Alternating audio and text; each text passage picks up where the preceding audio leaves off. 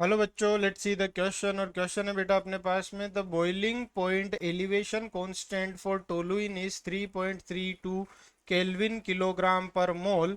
The normal boiling point of toluene is 110.7 degree Celsius. The enthalpy of vaporization of toluene would be nearly, किसके almost आसपास में है, तो उसके बारे में बात करेंगे हम। तो हमारे पास क्या है ना, इसका डायरेक्ट फॉर्मूला होता है।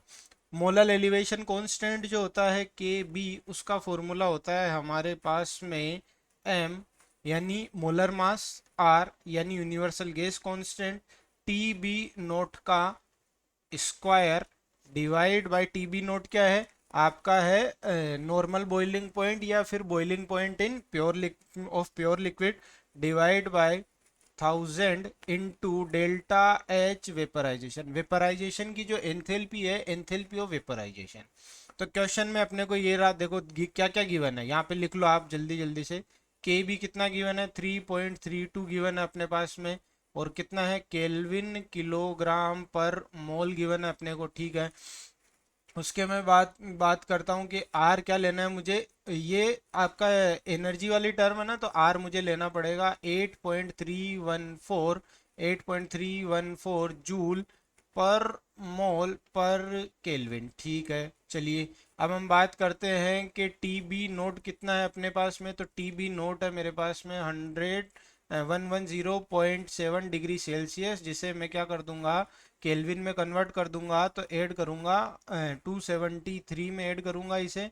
तो ये कितना आ जाएगा मेरे पास में, ये आ जाएगा 383.7 केल्विन आ जाएगा क्या, ठीक है।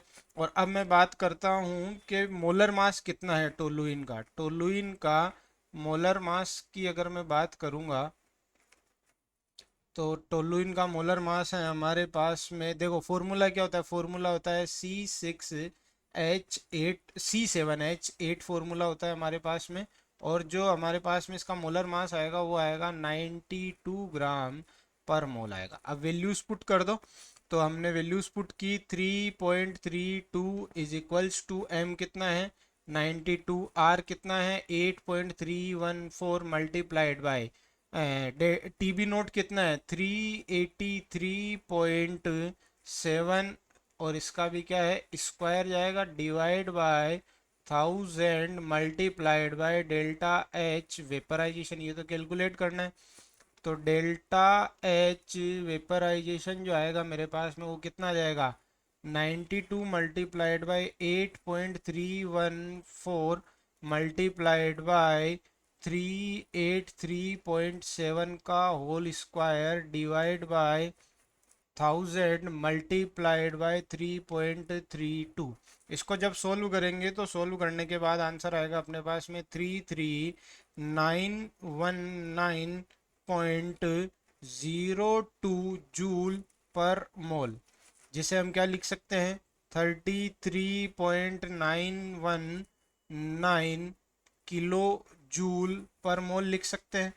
और जो किसके ऑलमोस्ट इक्वल है, 34 किलो जूल पर मोल के ऑलमोस्ट इक्वल है। तो कौन सा आंसर आ गया अपना, B answer is correct. I hope you understood it very well. Best of luck.